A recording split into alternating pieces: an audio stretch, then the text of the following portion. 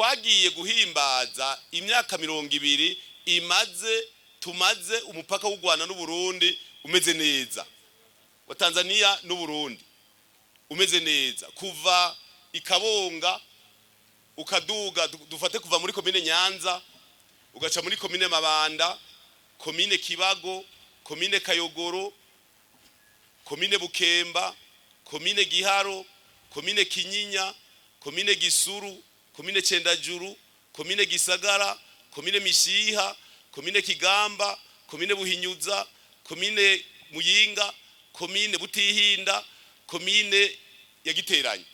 Hose atekanye ibirometero birenga 400. Ata muntu numwe ahungabanya Burundi aciye kuri umupaka. Imyaka 20. Ico gikorwa twagitanguje mu 2004 igenerwa amatari y'intara y'Amakamba muri Tanzania hatwara umukoloneli yitwa Elimoni Mahawa nawe nyene yari yashitse ngaha. Murumva yuko mu myaka 20 umupaka ubutekanye.